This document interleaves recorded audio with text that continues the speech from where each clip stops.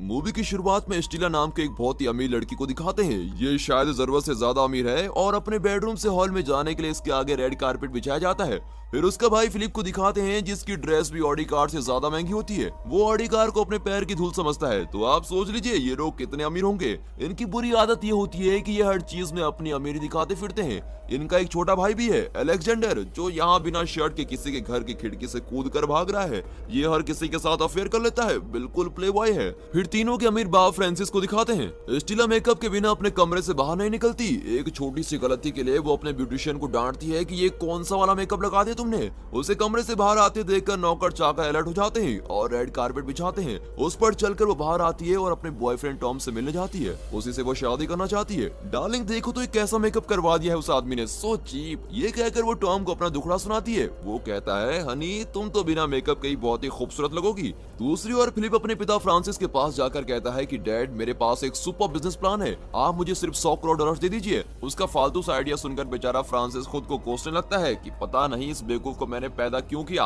और वो बेटे का दिल दुखाना नहीं चाहता और कहता है हम इसके बारे में बाद में बात करेंगे, पर ये एक इंपॉर्टेंट डॉक्यूमेंट है, तुम इसे मेरे पार्टनर तक पहुंचा दो। फ्रांसिस को लगता है कि कम से कम ये सिंपल काम तो ठीक से करेगा ही। वहाँ छोटू अलेक्जेंडर अपने कॉलेज प्रोफेसर की पत्नी के साथ अपना खेल शुरू कर देता है। लगता है ये इस जन्म में नहीं सुधरेगा। यहाँ टॉम किसी पार्टी में गाना गाता है। स्टेला के पास उसकी फ्रेंड बैठी होती है और वो टॉम के साथ फ्लर्ट कर रही होती है। अब स्टेला गुस्से में अंदर जाती है और वहाँ के बारटेंडर्स पर चिल्लाती है कि ड्रिंक्स लाने में और कितनी देर लगेगी, बाहर आकर सर्व नहीं कर सकते क्या। इस तरह वो बेचारे को ताने मारने लगती है। वो नहीं, उसका पैसा बोल रहा होता है। वहाँ का एक बारटेंडर है मैथ्यूज, जिसकी माँ स्टीला के घर में केयरटेकर है। वो स्टीला को बचपन से जानता है। वो कहता है सॉरी मैम जरा देर हो गई, ये लीजिए आपका ड्रिंक और आपको जो भी चाहिए मैं खुद आपके पास लेके आऊंगा, आप टेंशन मत लीजिए और पार्टी एंजॉय कीजिए। अब उसका ये स्वभाव देखकर स्टीला शांत हो जाती है। तब टॉम पूछता है कि वो कौन है। स्टीला कैजुअली कहती है कि वो एक मामूली सा नौकर है। उसका दिल इतना भी बड़ा नहीं होता कि वो उसे अपने बचपन का दोस्त ही कह दे।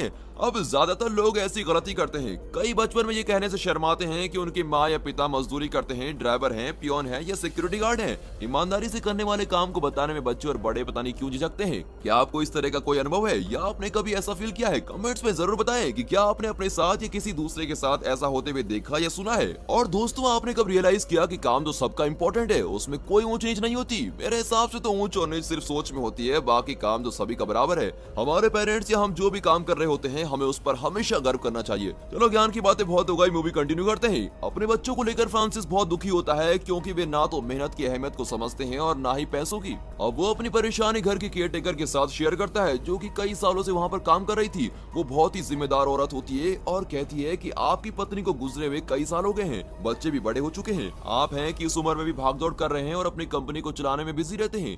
आप इन बच्चों को जिंदगी की सीख दीजिए, ये आपके आराम करने के दिन है। उस दिन स्टीला का 21st बर्थडे होता है और वो अपने दोस्तों को एक बहुत ही ग्रैंड पार्टी दे रही होती है। उसे खुद पता नहीं होता कि पार्टी में कितना खर्चा हुआ था। पार्टी में बहुत ही कॉस्टली शराब की बोतलें बारटेंडर के हाथ में पकड़ाई जाती हैं और टॉम शो ऑफ करता है कि मैं उस बोतल के ढक्कन को अपनी गोल्फ बॉल से खोल दूंगा। फिर वो अपनी गोल्फ स्टिक से बॉल को सीधे बोतल पर मारता है, ढक्कन के बजाय बोतल टूट जाती है। ऊपर से फ्रांसिस सब कुछ देख रहा होता है और बेचारा बहुत निराश होता है कि बेटी इस तरह बाप के पैसे को उड़ा रही है। इतना ही नहीं, वो इस तरह के खर्चीले बॉयफ्रेंड से शादी भी करना चाहती है। अब फ्रांसिस को वहां देखकर स्टीला टॉम को ऊपर लेके जाती है और कहती है कि मैं आपसे जरूरी बात करना चाहती हूँ। पहले तो टॉम हिचकिचाता है लेकिन फिर दोनों में बातें होने लगती है। टॉम कहता है कि मैं और स्टीला शादी करने वाले हैं। फ्रैंकोइस कहता है शादी करने वाले हो, बहुत अच्छे, पर हनीमून के लिए कहाँ जाओगे? टॉम चांद और सूरज के अलावा बाकी सारी जगहों का नाम लेता है और कहता है कि मैं स्टीला को दुनिया घुमाऊंगा। अब फ्रैंकोइस का सर घूमने लगता है और वो पूछता है सपने तो अच्छे देखे हैं बच्चों, पर दुनिया घुमाने के लिए पैसे हैं? मेरी दौलत तो तुम भूल ही जाओ। अपनी मेहनत की कमाई से तुम अपनी पत्नी को कहीं भी ले जाओ, मुझे कोई प्रॉब्लम नहीं है, पर तुम करते क्या हो, कितना कमा लेते हो? टॉम कहता है कि मैं फुल टाइम आपकी बेटी से प्यार करता हूँ। फ्रांसिस का खून खोलता है और वो अपनी गन को साफ करते करते उसे सवाल करने लगता है। अपनी जान बचाकर टॉम वहाँ से भाग जाता है, पर स्टीला अपनी बात पर अड़ी रहती है कि ये मेरी जिंदगी है, शादी तो मैं टॉम से ही करूंगी, मुझे आपके पैसे नहीं चाहिए और ना ही आपकी परमिशन, पर जायदाद में मेरा जो हिस्सा है वो मुझे दे दीजिए, उसी से मैं और टॉम हनीमून पे जाएंगे और अपनी जिंदगी भी गुजार लेंगे। फिर वो गुस्से में बाहर चली जाती है और पार्टी में अनाउंस भी कर देती है कि वो टॉम से शादी करेगी। अब ये सुनकर फ्रांसिस पसीना पसीना हो जाता है। इतने में अलेक्जेंडर का कॉलेज प्रोफेसर आकर फ्रांसिस से कंप्लेंट करता है कि मैंने तुम्हारे कहने पर तुम्हारे बेटे को कॉलेज में एडमिशन दिलवाई थी, पर वो बदमाश मेरे पीठ पीछे मेरी वाइफ के साथ अफेयर कर रहा है। डांटते भी वो अंदर जाता है है तो देखता है उसकी प्यारी वाइफ भी वहीं होती है और उसकी 2 बेटियां भी वहीं अलेक्जेंडर के साथ होती हैं। अब प्रोफेसर का दिमाग फिर जाता है और वो अलेक्जेंडर की जान के पीछे पड़ जाता है। ये सब देखकर तो किसी भी बाप को हार्ट अटैक आ जाएगा, फ्रांसिस को भी आ जाता है। अब उसे हॉस्पिटल में एडमिट किया जाता है। तीनों बच्चे बाप को देखने आते हैं और वहाँ भी तीनों चुप नहीं रहते, एक दूसरे की गलतियां निकालते रहते हैं। कुछ देर में वे आपस में लड़ने भी लगते हैं। फिर एक दिन अचानक तीनों के क्रेडिट कार्ड्स ब्लॉक हो जाते हैं। इस बारे में उनमें फिर से बहस शुरू हो जाती है। तब वहाँ पुलिस वाले आते हैं और उन्हें देखकर तीनों डर जाते हैं। उनके बंगलो, गाड़ी, हर चीज पर पुलिस कब्जा कर लेती है। फ्रांसिस चुपचाप तीनों को लेकर वहाँ से निकलता है और रास्ते में गन पॉइंट पर एक गाड़ी को रोकता है। फिर उस ड्राइवर को धमकाकर उससे गाड़ी ले लेता है। अब चारों उस गाड़ी में जा रहे होते हैं। असल में ये सब कुछ फ्रांसिस ने ही सेट किया होता है। ये गाड़ी भी उसकी फ्रेंड की होती है और अपने बच्चों को सबक सिखाने के लिए उसने अपने दोस्तों को पुलिस वाले के भेस में आने को कहा था। वो बच्चों को बताता है कि हमारी कंपनी का मैनेजर हराम को निकला, टैक्स पेमेंट में उसने कई गोलमाल किए और इसलिए टैक्स डिपार्टमेंट ने हमारा सब कुछ सील कर दिया है। बच्चों, अब हमारे पास फूटी कौड़ी भी नहीं बची और हम गरीब रेखा से भी नीचे आ चुके हैं। तीनों घबराकर पूछते हैं कि पापा अब क्या होगा। फ्रांसिस कहता है कि एक टूटा फूटा घर है जहां मैं बचपन में रहता था, अब हमें वहीं जाकर रहना पड़ेगा। तीनों पूछते हैं कि टूटे घर में, और हम, हाँ बेटा, किस्मत का खेल है। जब पैसे थे तो तुम लोगों ने उसे उड़ाने में कोई कसर नहीं छोड़ी और अब बिना पैसों के भी जीना सीख लो। ये कहकर वो उन्हें घर के अंदर लेके जाता है। वहाँ घर बहुत ही पुराना और गंदा होता है। पूरे घर में मकड़ियों के जाले होते हैं। लगता है भूत भी वहाँ से डरकर भाग गए थे। और तीनों शॉक होकर खड़े रह जाते हैं कि हमारे अमीर पापा इस घर में रहते क्या।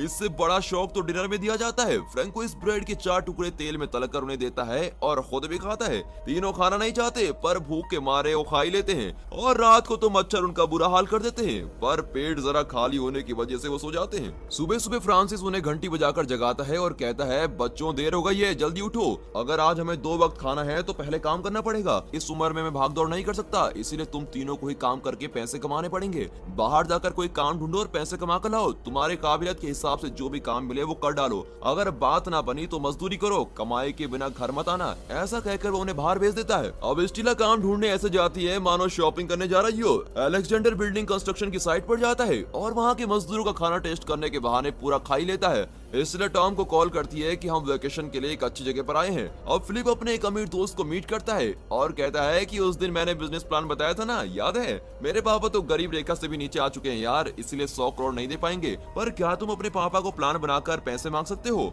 फ्रेंड हंसकर कहता है, यार तू भी मजाक करता है, उस प्लान जैसा बकवास मैंने आज तक नहीं सुना। मेरे पापा तो फूटी कौड़ी नहीं देंगे। और फिलिप कहता है, पर उस दिन तो तू कह रहा था सुपर आइडिया है, और कितनी बार तूने मुझसे पैसे लेकर शराब भी पी थी, भूल गया क्या सब? फ्रेंड कहता है, अरे वो तो मैंने मजाक में ही कह दिया था, तुम जैसे पैसे उड़ाने वाले मैंने कहीं नहीं देखे। अब फिलिप दुनिया की चाल चलन समझने लगता है और खाली हाथ घर लौट आता है।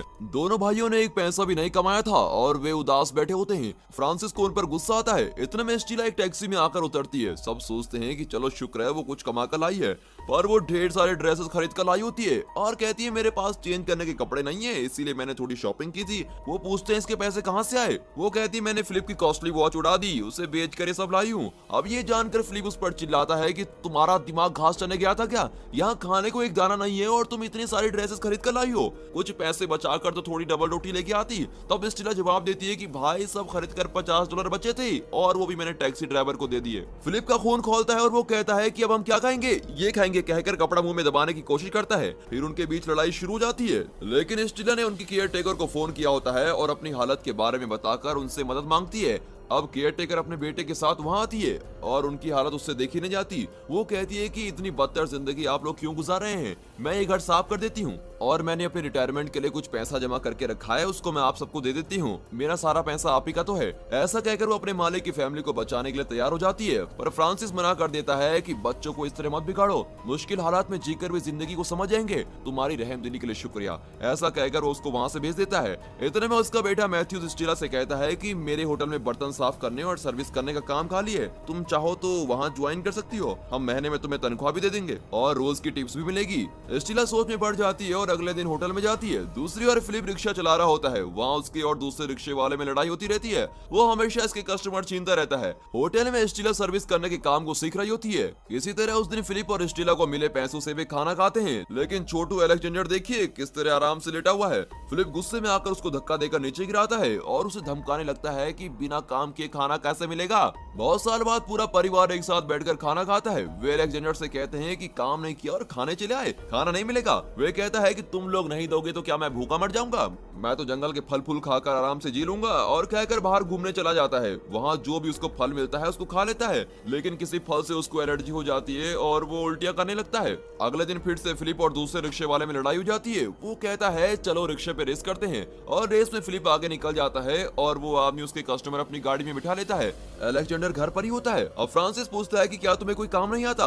वो कहता है कि मुझे प्लम्बिंग और पेंटिंग का काम आता है। अबे करोड़पति बाप का बेटा होकर ये सब तूने कहां से सीखा। वो कहता है कि स्कूल में मेरी और हेडमास्टर की बनती नहीं थी, और उसे मजा चखाने के लिए मैंने स्कूल के सेप्टिक टैंक को हेडमास्टर के ऑफिस से कनेक्ट कर दिया था। उस काम के लिए तो मैंने 1 महीने की ट्रेनिंग भी ली थी, और काम तो एकदम फर्स्ट क्लास किया था मैंने।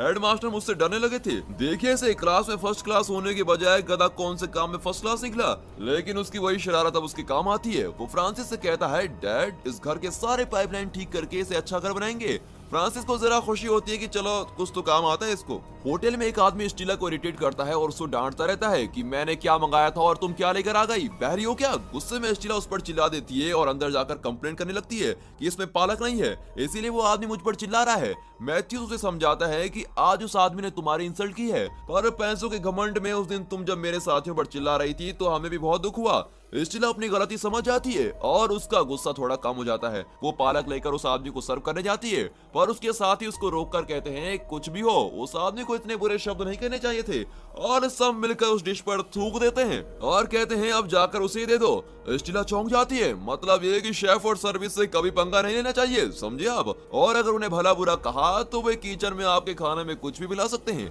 इसलिए उनके साथ हमेशा रिस्पेक्ट के साथ पेश आना जरूरी है। तो स्टीला डिश ले जाकर उस आदमी को दे देती है। वो उस डिश को वेरी टेस्टी कहकर चाट रहा होता है। स्टीला बहुत मेहनत से काम करती है। उसने अभी अभी ढेर सारे प्लेट साफ किए होते हैं कि मैथ्यूज दूसरा ढेर लेकर आता है। अबे मुझे डिश वॉशर समझाए क्या, ये कहकर वो मजाक में मैथ्यूज पर पानी डालती है और उन दोनों में एक अच्छी रिलेशनशिप भी बिल्ड होने लगती है। उस रात घर में सब मिलकर आराम से खाना खाते हैं। अगले दिन फिलिप और उस आदमी की अनबन कंटिन्यू होती है। फिलिप ने अपना कॉस्टली और ब्रांडेड शू पहना होता है। वो आदमी फिलिप की रिस्पेक्ट न करे पर उसके शू की बहुत रिस्पेक्ट करता है। वो बताता है कि पुराने और ब्रांडेड शू उसे बहुत ही पसंद है और उसके पास उस शू की कलेक्शन भी है। फिलिप को भी ब्रांडेड शू में इंटरेस्ट होता है। इस तरह दोनों का इंटरेस्ट मैच होने की वजह से उन दोनों के बीच में थोड़ी अच्छी दोस्ती हो जाती है। वहाँ टॉम स्टीला को भूलकर उसकी फ्रेंड के साथ चक्कर चला रहा होता है। वो लड़की कहती है कि तुम मुझसे शादी कर लो क्योंकि स्टीला अब अमीर नहीं रही, उसकी केयरटेकर ने मुझे सब बात बताई। टॉम कंफ्यूज होकर पूछता है कि स्टीला तो किसी वेकेशन पर गई है ना, तो तुम कुछ और ही कह रही हो। उसके पापा की कंपनी तो अच्छी खासी चल रही है, और ये कहकर वो कुछ सोचने लगता है। अब यहाँ पर बहुत कम पैसों में फ्रैंकोइस और उसका परिवार बहुत खुश रहता है। होटल में शेफ और सर्वर्स के बीच कंपटीशन चल रही होती है कि कौन ज्यादा ड्रिंक कर सकता है, पर दोनों टीम्स पीने में माहिर होती है। इस तरह वे एंजॉय करते हैं और सब कुछ अच्छा चल रहा होता है। एक दिन फ्रांसिस का मैनेजर उसको फोन करके बताता है कि टॉम कंपनी के बारे में पूछताछ कर रहा है। अगर उसे हमारे ड्रामे के बारे में पता चल गया तो वो तुम्हारी बेटी को जरूर बताएगा। इससे पहले कि वो कुछ बताए अपने बच्चों को सच सच बता दो। फ्रांसिस कहता है कि अभी तो हमने शुरुआत की है, हम सब यहाँ पर खुश हैं और थोड़े दिन तुम मैनेज कर लो, मैं तुम्हें बाद में फोन करूंगा। फिलिप को उसका रिक्शे वाला फ्रेंड अपने पुराने ब्रांडेड शू दिखाता है। ये ब्रांड मार्केट में नहीं है, पर शू का डिजाइन बहुत ही अलग किस्म का होता है। इन पुराने डिजाइन को देखकर वो उन्हें रिडिजाइन करने की सोचते हैं। वहाँ घर पर फ्रांसिस अकेला होता है। तब टॉम वहाँ आता है और कहता है मुझे पता चल चुका है कि आप लोग ड्रामा कर रहे हैं। मुझे ये भी पता है कि आप अपने बच्चों को सुधारने के लिए ऐसा कर रहे हैं। अगर उन्हें पता चल गया कि आप उन्हें धोखा देकर इस खंडर में ले आए और उनसे इतना काम करवा रहे हो तो सोचिए वे आपसे कितना नाराज होंगे। पर आप घबराइए मत, मैं उन्हें कुछ नहीं कहूंगा। पर इतने में तीनों बच्चे वहाँ जाते हैं। अचानक टॉम रहमदिली की एक्टिंग करने लगता है और कहता है सिर्फ आपके खातिर मैंने जर्मनी में अपनी पूरी जायदाद बेच दी है और उन पैसों से आपका पूरा टैक्स फाइन के साथ भर दिया है। अब आपके परिवार को छुप कर रहने की कोई जरूरत नहीं है, चलिए आप सब आकर मेरे साथ रहिए। और ऐसा कहकर वो हीरो बनने की कोशिश कर रहा होता है। तीनों उसकी बात को सच मानकर उसे सर पर उठा लेते हैं। फिर वो उन्हें अपने साथ लेके जाता है। अगले दिन वो स्टीला को एक चर्च में लेके जाता है और कहता है आज हमारी शादी है। स्टीला चौंक कर पूछती है कि इस तरह छुपकर शादी थोड़ी ना होती है बिना फ्रेंड्स और फैमिली के, कम से कम मेरे पापा और भाइयों को तो बुलाना ही पड़ेगा। टॉम कहता है कि वो सब हम बाद में करेंगे, पहले हम एक सिंपल शादी कर लेते हैं ताकि लीगली हमें कोई अलग ना कर सके। पहले शादी रजिस्टर कर लेते हैं, फिर सबको बुलाकर एक ग्रैंड पार्टी देंगे। स्टीला भी उसकी बात मान लेती है क्योंकि बेचारे ने उसके खातिर जर्मनी में अपनी जायदाद जो बेची थी। अब फ्रांसिस को दाल में कुछ काला लगता है। वो स्टिला को फोन करता है और बताता है कि प्लीज टॉम से ब्रेकअप कर लो, मेरी एक छोटी सी गलती का फायदा उठाकर वो तुम्हारी जिंदगी बर्बाद करना चाहता है। उसने कोई जायदाद नहीं बेची, जायदाद होगी तो बेचेगा ना, वो ढोंगी है, प्लीज उससे बच कर रहो। पर स्टिला का फोन टॉम के पास होता है और वो जवाब देता है, ओके अंकल, जैसी आपकी मर्जी, थोड़ी देर में शादी हो जाएगी और फिर मैं आपको फोन करूंगा, हमें आशीर्वाद दीजिए। Thank you uncle, bye uncle. ये कहकर वो कॉल काट देता है और फोन स्विच ऑफ कर देता है। फिर स्टिला से कहता है, तुम्हारे पापा शादी से बहुत खुश हैं, क्या ये तुम्हारे लिए काफी नहीं? चल करो and let's enjoy the wedding कहकर वो स्टिला को लेके जाता है। फ्रांसिस टेंशन में अपने बेटों के साथ शादी रोकने के लिए निकलता है और चर्च में शादी की पूरी तैयारियां हो चुकी है।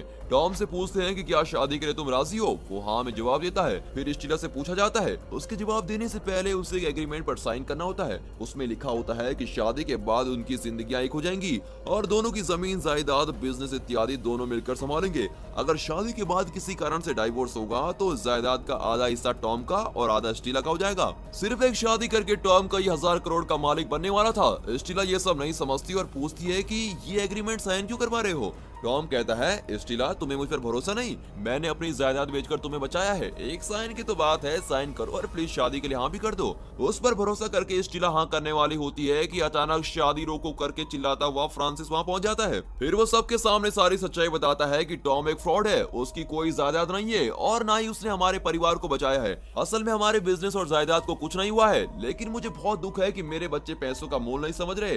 तुम लोग बिना मेहनत किए करोड़ों रुपए खर्च कर रहे थे और गुलछर्रे उड़ा रहे थे। स्टिला, तुम अपने फ्रेंड्स और पार्टीज में कैसे पैसे उड़ा रही थी? फिलिप अपने बेकार आइडियाज के लिए मुझसे करोड़ों मांग रहा था और अलेक्जेंडर की तो पूछो ही मत। तुम सब नालायक निकले, लूजर निकले, लेकिन मैं अपने बच्चों की जिंदगी इस तरह बर्बाद होते हुए नहीं देख सकता, इसीलिए मैंने ये खेल खेला ताकि तुम लोग जिंदगी का असली महत्व तो समझो। तब स्टिला कहती है कि डैड एक मिनट रुकिए, क्या कहा आपने? हम सब लूजर हैं? एक बाप होकर अपने बच्चों के बारे में ऐसा सोचते हैं आप? बच्चे चाहे जैसे भी हो, एक अच्छा बाप उन्हें हर हालत में अपनाता है। उस हिसाब से एक बाप होने के नाते आप हार चुके हैं। आप हैं लूजर, हमें सुधारने चले थे आप, पहले आप खुद को सुधार लीजिए। इस तरह अपने पिता को डांट कर वो गुस्से में चली जाती है, पर जाने से पहले टॉम के गाल पर ऐसा तमाचा मारकर जाती है कि वो हमेशा याद रखेगा और इस तरह टॉम से वो बच जाती है। फिलिप और अलेक्जेंडर भी अपने पिता से नाराज होकर चले जाते हैं और बाप और बच्चे में इस तरह ब्रेकअप हो जाता है। अब इस बात को हुए लगभग 6 महीने बीत चुके हैं। उस पुराने घर में वे 6 महीने रहे थे तो लगभग 1 साल हो चुका है। बेचारा फ्रांसिस अब अकेला पड़ जाता है। अब स्टिला का जन्मदिन आता है। फिलिप, अलेक्जेंडर और स्टिला उस पुराने घर में रहते हैं।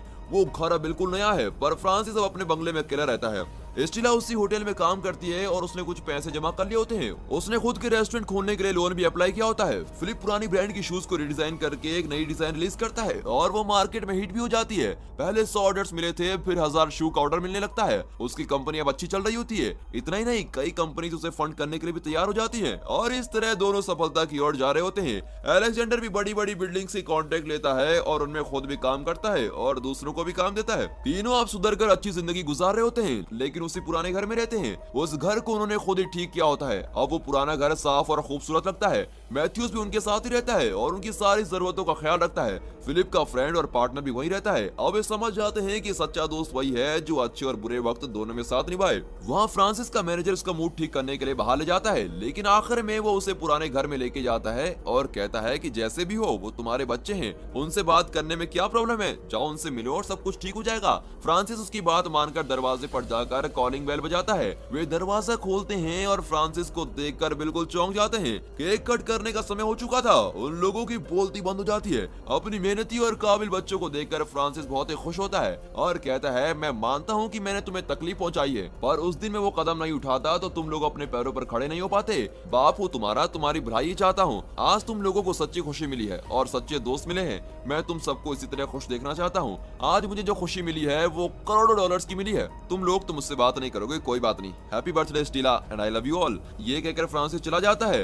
ये लोग वहीं के वहीं खड़े रह जाते हैं और लगता है कि अभी गुस्से में है। नहीं यार, बच्चे समझदार हो चुके हैं। वे डैडी डैडी कहते हुए फ्रांसिस के पीछे भागते हैं और कहते हैं, डैडी अंदर चलिए ना, सब मिलकर केक खाएंगे। बस इतनी सी बात ही तो है। कुछ महीने अलग रहकर वे एक दूसरे की फीलिंग्स को अच्छी तरह समझ गए थे और इस तरह वे एक अच्छी फैमिली बनकर बर्थडे सेलिब्रेट करते हैं। पार्टी में उन्होंने अपनी केयर टेकर को भी बुलाया होता है, जो मुश्किल समय में उनकी हर तरह से मदद करने के लिए बिल्कुल तैयार थी। फिर फ्रांसिस को दिखाते हैं कि जो आराम से सोफे पर बैठे हुए अपने बच्चों को निहार रहा होता है। उसे अपने बच्चों की सच्ची खुशी को देखकर बहुत ही गर्व होता है। बच्चे भी वर्ल्ड्स बेस्ट डैडी कहकर चिल्लाते हैं और अपने पिता को बुलाते हैं और फिर सब मिलकर चीयर करते हुए ये मूवी यहाँ पर खत्म होती है। दोस्तों आपको ये मूवी कैसे लगी कमेंट से बताइए, और दोस्तों इस वीडियो को एक लाइक, चैनल को सब्सक्राइब जरूर कीजिए, और हाँ साथ ही अपने फ्रेंड सर्कल में इस वीडियो को शेयर जरूर कीजिए। And finally thanks for watching.